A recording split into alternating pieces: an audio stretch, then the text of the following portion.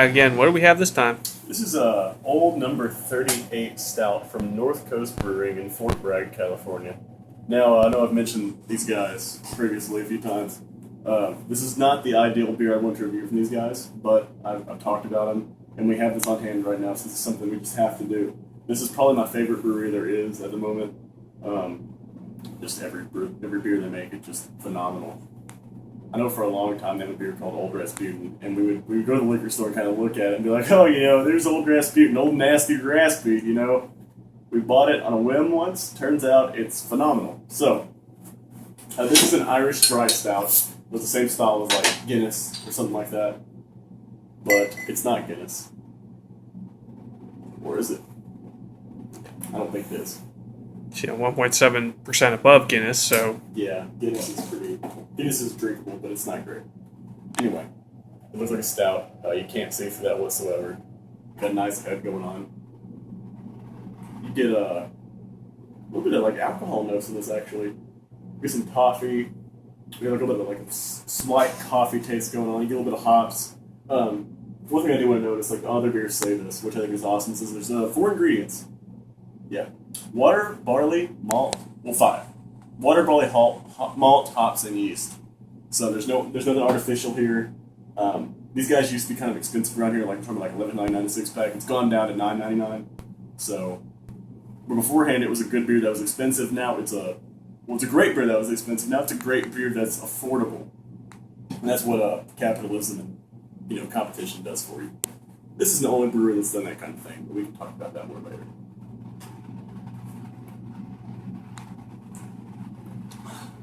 Yep. It's exactly what you're looking for in a dry stout. There's not a whole lot of bitterness, not a whole lot of hot bitterness going on here.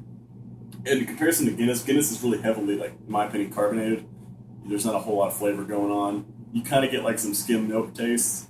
With this one, you get some, like, dark coffee, a little bit of maybe chocolate, some toffee notes. The hops are there, but they're not really. They're just kind of complementing the existing flavors rather than making it a hot bomb.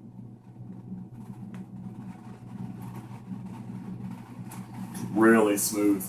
It's for a beer that's in 6% alcohol. This is, it's not cold here because it's Arkansas and it's middle of May. But if you got a cold weather beer, you're looking for one. This is the one you want. I think, honestly, this has some more porter characteristics than your average stout would. It's kind of got a little bit of the caramelly note, a little bit of smoke going on after that. Not a whole lot of lacing like your typical stout. It's there, but it's good. I really can't get enough of this one. This is extremely good. But then again, every beer these guys have ever made has just impressed me to no end. I really like it. I don't see how anybody could drink something like Guinness after drinking this. I would say another beer we have, or we get Sierra Nevada Stout, is kind of similar to this. But I think this is better. Why don't you give it a shot? all right.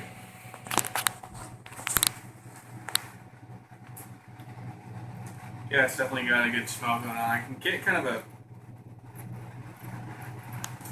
it smells like, even though for a dry stout, I think if you smell Guinness next to an Old Rasputin, it smells more like an Old Rasputin than a Guinness, honestly. Guinness, you don't really get much of a smell coming off of it, just kind of a... It's also very watery. This one is not. Yeah, it's kind of a... With Guinness, you get kind of like a stale milk smell, kind of like a bad milk you left sitting out for like an hour. This smells a lot more alive, I guess, one way to put it.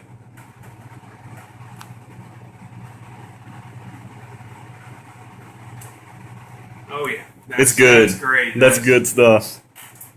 Yeah, I'm getting kind of same flavor notes off this one. The dark chocolate note at the end, it's right at the tail end, and it kind of hits you kind of heavily right. I've still got mine in my mouth, and it's not bad. It's very pleasant. Still kind of lingering on the tongue. I kind of got the dark coffee note. It's definitely there. You get a lot of barley in this one, and they've really done everything they could to kind of bring those notes out. And this is just a great example of this style, possibly the best. I'm not really sure. I haven't had a whole lot of dry stouts. Had Murphy's and Guinness and... I've had Moylan's, and Moylan's was pretty good, actually, the Dragoon. But it's been a while. The only thing I can say is that this is less carbonated than Guinness or nitrogen in some cases. typically actually Guinness is nicer made.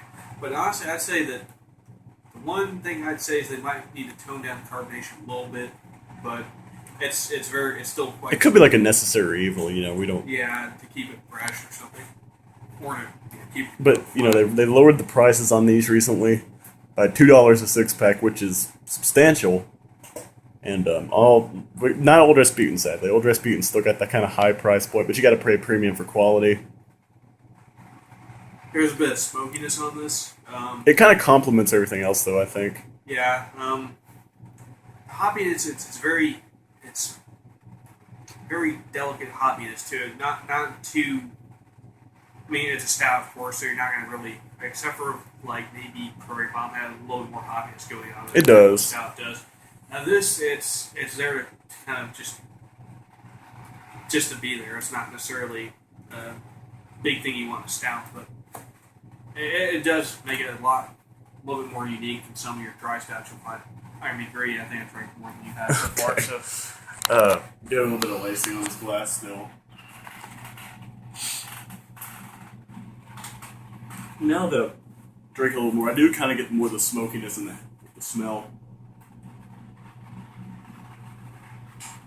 I mean, it's just all around a great beer.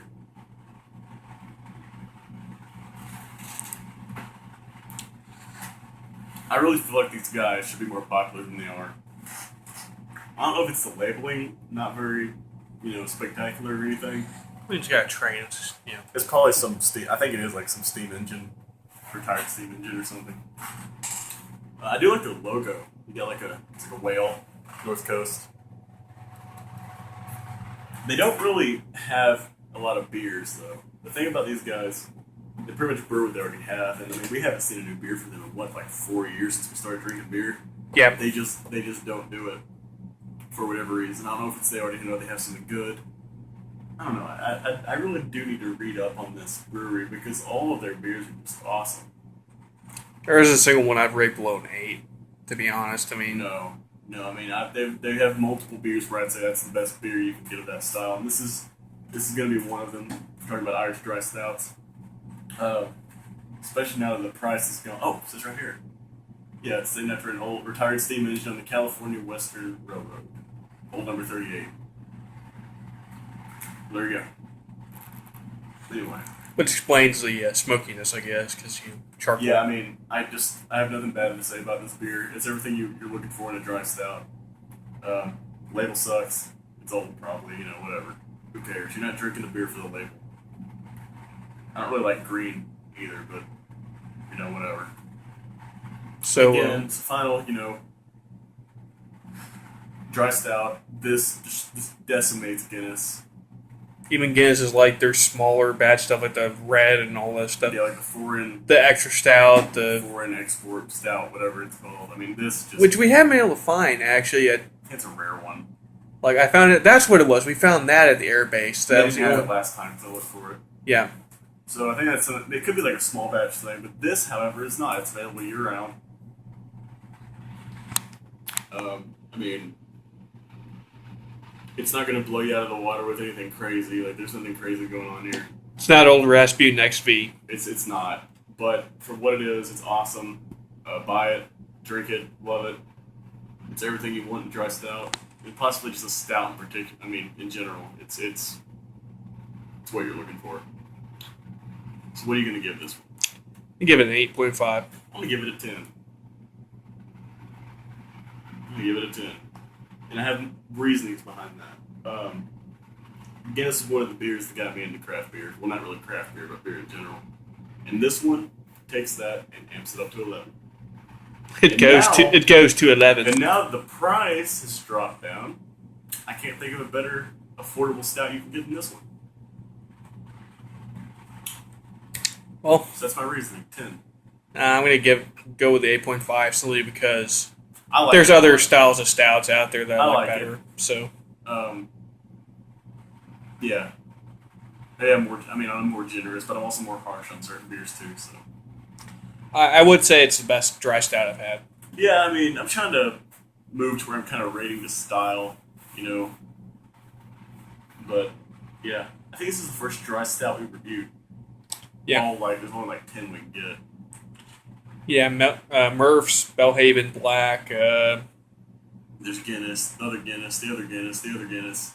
Yeah, they make 4. There's the Moylan's, which I'll buy again because I remember that being pretty good. Dry stouts aren't that common for some reason. I'm sure if we go to Ireland or something, we can find a little bit more. I wouldn't mind going to Ireland. Find them reds. Get the reds. Okay then, yeah, 8.5, 10. Yeah, I think I'm gonna stick with 10. I really enjoyed that. I could, even with this, it's like 80 degrees in here, and I'm still really enjoying this one. I kind of like the barley notes, like the big barley forward thing going on here. It's nice and refreshing coming from like I'm drinking a lot of IPAs recently, so this is a nice change, I think. So, Doge Reviews, signing out once again.